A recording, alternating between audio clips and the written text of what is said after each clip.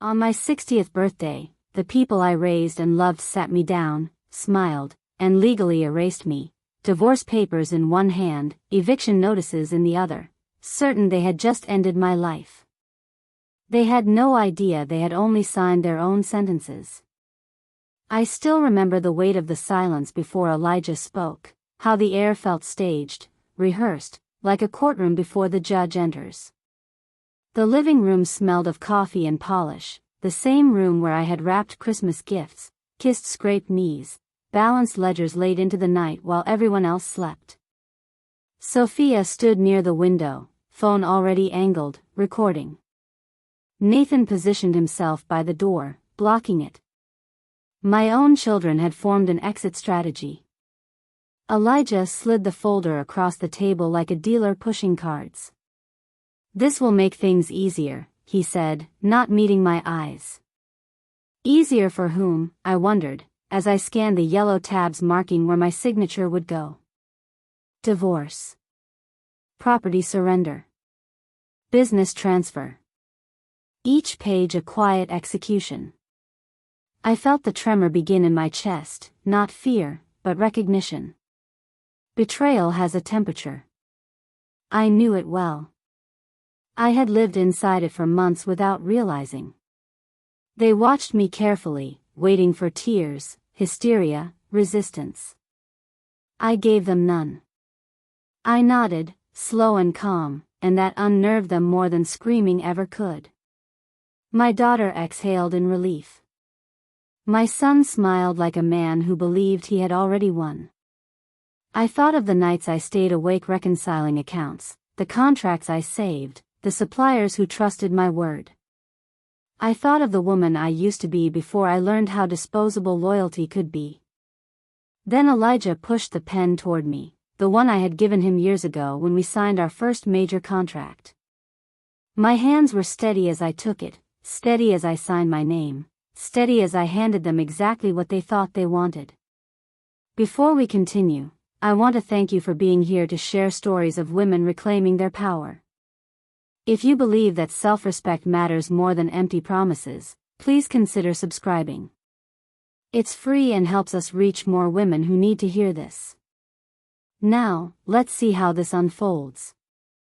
I rose from the chair without a word, my silk dress whispering against the wood as I stood. The calm on my face felt almost holy. Elijah flinched, as if expecting rage. Nathan tightened his grip on his phone. Sophia tilted her head, confused, disappointed that my collapse hadn't arrived on schedule. I thanked them. I actually thanked them. That was the moment the balance shifted, though none of them realized it yet. As I walked out of that house with a single suitcase and the keys to my old Honda, I wasn't leaving empty-handed. I was carrying knowledge. And knowledge, unlike love, cannot be stolen without consequences. I didn't cry until I was alone in the car, parked 2 streets away from the house I had designed down to the last light fixture. Even then, the tears were brief, controlled, more release than despair.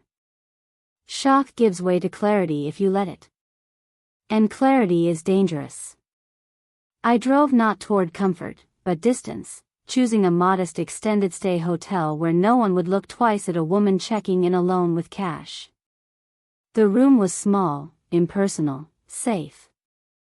I locked the door, sat on the edge of the bed, and replayed every conversation from the past year.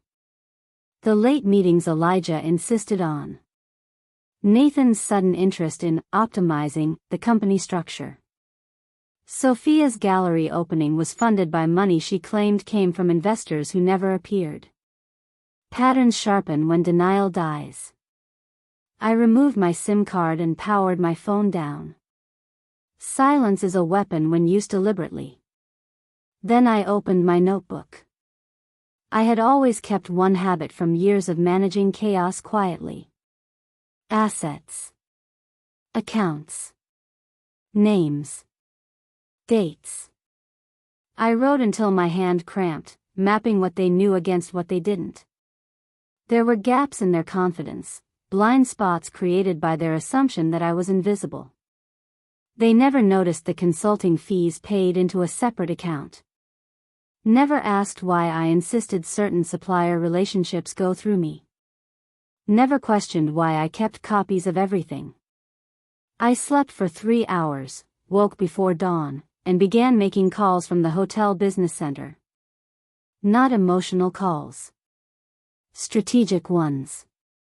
By noon, I had spoken to a forensic accountant who owed me a favor from decades ago, a corporate attorney who remembered the night I hid his daughter from an abusive husband, and a detective who never believed my former partner's death was natural. Each conversation tightened the web. Each confirmation hardened my resolve. They thought they had dismantled me with paperwork. What they had actually done was remove my last restraint. Loyalty. By the end of the day, I wasn't a discarded wife. I was an observer. A planner. A witness gathering evidence while they celebrated their victory too loudly, too soon. That night, as my phone filled with missed calls I refused to answer, I understood the truth they never would. Power doesn't announce itself. It waits. And when it finally moves, it does so with precision. By the second morning, the shock had fully burned off, leaving something colder and far more useful in its place. I woke before sunrise, not because of grief, but because my mind had already started sorting facts from lies. I showered, dressed simply, and laid every document I had photographed onto the bed in precise rows. Divorce filings. Business transfers. Property releases. Nathan had written them with arrogance, assuming I would skim, panic, and sign blindly. That arrogance was my opening. I read every clause now with forensic focus, tracing intent between the lines. That was when I noticed it. A non-compete buried deep in subsection 14, designed to keep me out of construction entirely. Unenforceable under state law. Sloppy. Rushed. I smiled for the first time since my birthday. Then my phone rang through the hotel's front desk line. Nancy Palmer's voice was hushed but urgent. She ran the cafe where Elijah met clients. She told me what she'd seen for 18 months. Every Tuesday. Every Thursday. Same woman. Same booth. Patricia Lawson. My husband hadn't fallen in love. He'd been recruited. Groomed. Positioned. Nancy hesitated before telling me her cousin worked at the courthouse. Patricia had been filing documents again. The same documents she filed before her last husband died. The word died landed differently when paired with preparation. A pattern snapped into place so violently I had to sit down. This wasn't a divorce. It was an extraction. I made one more call that morning, this time to a private investigator recommended by my attorney. Her pause when I said Patricia's name told me everything. "You're not dealing with infidelity," she said. "You're dealing with someone who removes obstacles permanently." I ended the call and stared at my reflection in the dark television screen. I had been married to a man who was either complicit in murder or next on the list. Either way, I was already safer outside that house. By noon, my room had become a command center. Laptops open. Accounts logged. A separate business account I'd quietly maintained for years stared back at me, untouched, invisible to them. $40,000. Enough runway. Enough leverage. Carlos, my warehouse manager, called in a panic. Elijah had shown up before dawn with Patricia, changing passwords, claiming I was on medical leave. Carlos didn't buy it. He never had. I told him to comply and document everything. Loyalty like his isn't loud. It's consistent. That afternoon, Margaret arrived. My old friend. A forensic accountant who specialized in divorces that turned criminal. 90 minutes later, she looked at me with something close to rage. "They've been bleeding the company for 3 years," she said. "Offshore accounts. Fake vendors. Inflated invoices. Nathan's digital signature on all of it. Sophia sold equipment through shell companies connected to her gallery. My children hadn't just betrayed me emotionally. They'd committed felonies." The realization didn't break me. It clarified me. I wasn't dealing with family anymore. I was dealing with conspirators. And conspirators make mistakes when they believe the victim is gone. The real shift happened that evening, when fear finally stopped whispering and started giving orders. I was sitting on the edge of the hotel bed, shoes still on, jacket draped over a chair like I might need to run, when the investigator called back sooner than promised. Her voice was careful, stripped of comfort. Patricia Lawson wasn't just connected to suspicious deaths, she was practiced. 2 husbands, 2 heart attacks, both preceded by meticulous financial restructuring. Insurance policies increased. Assets consolidated. Wills updated. Then silence. My name appeared nowhere in her past, which meant I hadn't been part of the plan until recently. That realization was worse than knowing I was targeted. It meant she had adapted. I hung up and stared at the wall until the pattern finished forming. Elijah wasn't the architect.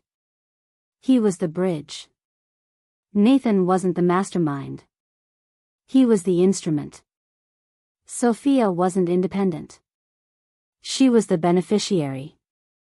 And I was the obstacle. I didn't panic.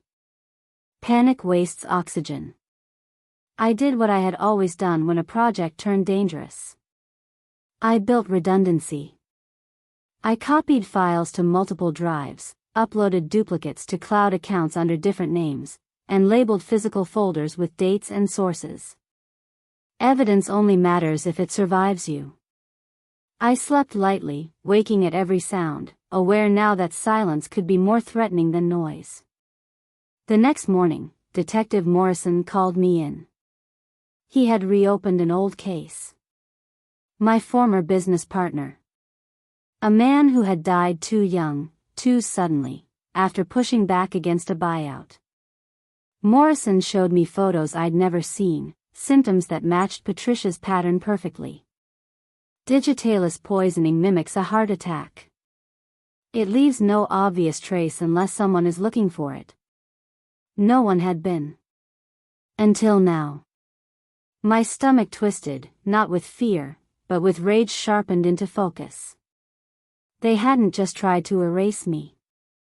They had been willing to kill me if paperwork failed. Morrison asked if I felt safe. I told him the truth. I felt awake. That afternoon, clients began calling. Confused. Angry. Nathan had raised prices, cut corners, and approved materials that failed basic safety standards. One foreman refused delivery, citing collapse risk. Another hinted at reporting violations. Without me absorbing friction, the system was cracking loudly. That night, Elijah approached me in public, panic etched into his face. He grabbed my arm and whispered warnings about Patricia, about danger, about mistakes. I saw her watching from a car across the lot, her gaze flat, assessing. I pulled free and raised my voice. Witnesses matter. Police arrived minutes later. She fled. That was the moment I knew she was unraveling. Control slipping makes predators reckless. Back in my room, I assembled the final pieces. Agencies. Regulators. Media. Each would get part of the truth, enough to trigger action, not enough to stall progress. No single point of failure. I labeled envelopes carefully, timing deliveries with precision. The last package was personal. A photograph. A note. Proof that I was no longer ignorant. Fear works best when it's informed. As midnight passed, my phone filled with missed calls I didn't answer. 42 by morning. I documented each one calmly. Desperation leaves records. And records, when stacked correctly, become justice. By the time the sun rose on the 12th day after my birthday, the machinery I had set in motion was already grinding forward, slow and unstoppable. I stood at a postal counter watching 11 certified envelopes slide across worn laminate, each stamped, logged, and released into systems far larger than any single person's influence. I didn't send everything to one place. That would have been mercy. Instead, I divided the truth carefully, like a surgeon separating organs. The tax authorities received proof of offshore accounts and falsified filings. The state attorney general received evidence of embezzlement and conspiracy. The construction board received documentation of safety violations and material substitutions. Each agency saw only its piece, but together they would see the pattern. The 12th envelope was different. It wasn't official. It wasn't restrained. It contained a photograph of Patricia and Elijah inside the warehouse at 2:47 in the morning, inventory lists spread across a table like spoils. I added a single line beneath it. I know everything. That envelope would be delivered by hand at 2 in the afternoon, precisely 6 hours after the others cleared intake. Timing matters when fear is involved. By mid-morning, I was standing in a glass-walled office that wasn't mine yet, looking out over the construction district I had helped build piece by piece. Rebecca Thompson stood beside me, calm and formidable, as unmarked vehicles rolled into the parking lot of my former company's headquarters. Federal agents stepped out with boxes and warrants, their movements efficient, practiced, unmistakable. I didn't feel joy watching it happen. I felt it was inevitable. My phone, silent for days, began vibrating on the desk I hadn't earned officially yet. I let it ring. Voicemail after voicemail stacked up like evidence bags. Confusion first. Then anger. Then I panic. Elijah demanded explanations. Nathan threatened legal action that evaporated mid-sentence. Sophia cried, her voice cracking as she admitted she didn't know how to function without the money she'd stolen. 42 calls by 3 o'clock. At 2:47, my investigator sent photographs. Patricia stood on her penthouse balcony throwing Elijah's suits into open air, silk and wool floating downward like surrender flags. Security restrained her as she screamed, scissors in her hands, rage finally breaking through the polish. The predator had realized she'd been outplayed. Clients arrived that afternoon, one by one, requesting transfers. $8 million in contracts moved with signatures and handshakes. Employees followed. Warehouse teams. Foremen. Even the receptionist. When integrity leaves a building, it doesn't sneak. It empties it. By evening, arrests were happening in full view of cameras. Elijah in handcuffs. Nathan escorted through his own law firm. Sophia led quietly from her gallery. Patricia dragged from her penthouse, heels scraping, mask gone. I stood in silence as the city lights came on, not celebrating, not mourning. They had tried to erase me publicly. Instead, they had documented themselves privately. Justice doesn't arrive screaming. It arrives with receipts, timestamps, witnesses, and patience. The aftermath was quieter than I expected, not because the damage was small, but because devastation doesn't need noise once it's complete. I spent that week moving deliberately, never rushing, never reacting. I watched from a distance as the company I had once held together with instinct and discipline collapsed under the weight of its own corruption. Without me absorbing consequences, mistakes multiplied. Payments bounced. Crews walked off sites. Inspectors arrived unannounced and stayed longer than anyone wanted. The systems Nathan claimed to understand failed within days. It turned out he knew how to argue law, not run a business. Clients who had trusted my judgment called me directly, not with panic, but with relief. They wanted stability. They wanted competence. They wanted me. Rebecca didn't push. She simply opened doors and let people walk through them. By Friday, I had hired back most of the warehouse team under her company, along with supervisors who had followed me quietly for years. They thanked me in low voices, embarrassed by loyalty that had outlived fear. I told them they didn't owe me gratitude. They owed themselves dignity. At night, I listened to the voicemails I hadn't answered. Elijah's voice aged quickly, desperation replacing authority. Nathan's shifted from threats to bargaining. Sophia cried, then blamed, then begged. Their voices sounded unfamiliar, stripped of entitlement, finally forced to exist without the cushion I had provided. I didn't respond. Silence was not punishment. It was a consequence. The news cycle picked up the story and refused to let go. Fraud. Safety violations. Federal seizures. Each headline peeled back another layer of the truth they had hidden behind my labor. When reporters asked for comment, I declined. I had nothing to add. The facts spoke clearly enough. Detective Morrison called to confirm arrests, then again to tell me the charges were expanding. Conspiracy. Financial crimes. Homicide investigations reopened.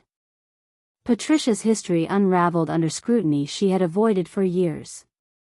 The pattern was undeniable now that someone had bothered to look. One afternoon, I walked past the old house without stopping.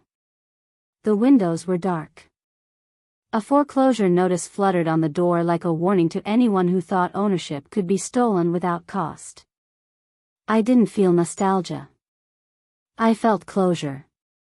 That home had held my past, not my future. In my new office, sunlight poured through glass walls as contracts were signed and filed under my name alone. No joint accounts. No silent compromises. Every decision reflected my judgment and my limits. I noticed how easily I breathed now. How food tasted sharper. How sleep came without dread. I hadn't realized how much of myself I had been rationing to keep others comfortable. The letters arrived later. From jail. From halfway houses. From lawyers trying to reshape the narrative. I placed them in a drawer without reading most of them. Their words were no longer my responsibility. They had already said everything that mattered when they handed me papers and smiled. By the end of the week, the calls stopped. The world moved on, as it always does, but I didn't feel left behind. I felt released. They had tried to make me disappear. Instead, they had removed every barrier between me and my own power. 6 months changed everything except the sunrise. I noticed that first, standing in my new apartment with a cup of coffee brewed exactly how I liked it, no compromise, no second-guessing. The light came in through wide windows and fell across furniture I had chosen alone. Smaller than the house, yes, but honest. Every chair, every shelf, every object existed because I wanted it there. There were no ghosts of arguments in the corners, no memories arranged to please someone else. I had rebuilt my life the same way I rebuilt businesses, deliberately, with attention to structure and long-term stability. At Thompson Construction, my role stopped being provisional and became permanent. Rebecca insisted on the ceremony. Public acknowledgement mattered, she said, not for ego, but for record. The industry had watched my humiliation. It needed to witness my return. Clients filled the conference room, some curious, some openly supportive. When Rebecca introduced me as her equal partner, the applause didn't feel loud. It felt solid. Earned. The contracts I oversaw carried my signature alone, and every word had been read twice. Former employees stopped by my office regularly, not to gossip, but to thank me. Carlos brought his entire warehouse crew over. The Anderson project finished early, under budget, without a single safety incident. Reputation, I learned, is not something you claim. It's something others confirm when you're no longer asking. The legal consequences unfolded steadily. Nathan was disbarred and sentenced. The certainty he once wore like armor was replaced by frantic handwriting in letters I filed away. Sophia received probation and community service. She learned, painfully, what money had insulated her from for years: how to work, how to wait, how to exist without entitlement. Patricia's case dominated headlines for weeks. Additional charges surfaced. Patterns connected. Lives lost were finally named. She would never leave prison. Elijah's sentence was announced on a quiet afternoon. 7 years. He looked smaller in the photograph, diminished by the truth he could no longer negotiate away. I felt nothing when I saw it. No triumph. No sorrow. Just distance. One afternoon, a former daughter-in-law I barely knew asked for a job. She had been discarded the same way I was, quietly, legally, with assets hidden and blame assigned. I hired her without comment. Watching her confidence return felt like balance restoring itself. Letters still arrived sometimes. Apologies. Requests. Attempts at rewriting history. I kept them in a single folder labeled birthday. Not out of bitterness, but clarity. They were reminders of where I had started, not where I was going. The most surprising change was internal. I no longer rushed. I no longer explained myself unnecessarily. Silence had become comfortable. Boundaries felt natural instead of cruel.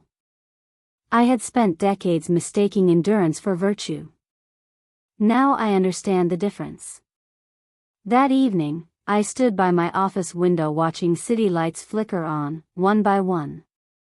Somewhere far away, the people who had tried to erase me were learning what powerlessness felt like. I didn't wish them harm. I wished them awareness, because awareness lasts longer. They had given me divorce papers for my birthday. In return, life has given me autonomy. And that was the one gift no one could ever take back. The final lesson arrived quietly, the way truth often does when it no longer needs drama to be understood. I was alone in my office after hours, the city humming below, when I realized I hadn't thought about revenge in weeks. Not because justice hadn't been done, but because my life was no longer shaped by what they took. It was shaped by what I built afterward. The world had moved on from the scandal. New headlines replaced old ones. Brennan Construction became a case study whispered in boardrooms about greed, arrogance, and the danger of underestimating the person who actually holds everything together. I had become something else entirely. Not a survivor clinging to vindication, but a woman standing firmly inside her own authority. The power imbalance that once defined my marriage no longer existed. I answered to no one but myself, and that freedom settled into my bones like permanence. Occasionally, I still passed the old neighborhood. The house stood stripped and empty now, a shell waiting for strangers. I never slowed the car. Some chapters don't need revisiting to be closed. At Thompson Construction, my name carried weight again. Not because of a husband, not because of family legacy, but because people trusted my judgment. Trust is earned slowly and lost quickly. I guarded it carefully. New projects came in. New challenges demanded my attention. And for the first time in decades, I met them without resentment dragging behind me. I had learned that emotional strength doesn't announce itself with speeches or fury. It shows up in restraint, in preparation, in the ability to walk away without begging to be understood. My children faded into the background of my life, not erased, but no longer central. That grief was real, and it lingered, but it didn't own me. I mourned who I thought they were, then released them to face the consequences of who they chose to become. Love without boundaries had nearly destroyed me. Love with boundaries saved me. On the anniversary of my birthday, I didn't throw a party. I took a day off, walked along the river, and ate dinner alone at a small restaurant where no one knew my name. It felt sacred. Peace doesn't need witnesses. As I looked out at the water, I understood something that would have terrified the woman I used to be. I no longer needed validation from the people who hurt me. Their opinions held no currency. Their downfall didn't define my success. My life did. I went home that night to an apartment that reflected my choices, poured a glass of wine, and turned off my phone. Silence wrapped around me, not as loneliness, but as ownership. They had tried to humiliate me publicly, reduce me to a cautionary tale. Instead, I became the quiet proof that survival, when paired with clarity, turns into power. My story didn't end when they handed me those papers. It began the moment I signed them without trembling and walked away. If this story of earned justice had you hooked from beginning to end, hit that like the button right now. My favorite part was when Maya stepped behind her mother's leg in that parking lot, choosing safety over performance. What was your favorite moment? Drop it in the comments below. Don't miss more empowering stories like this. Subscribe and hit that notification bell so you never miss an upload.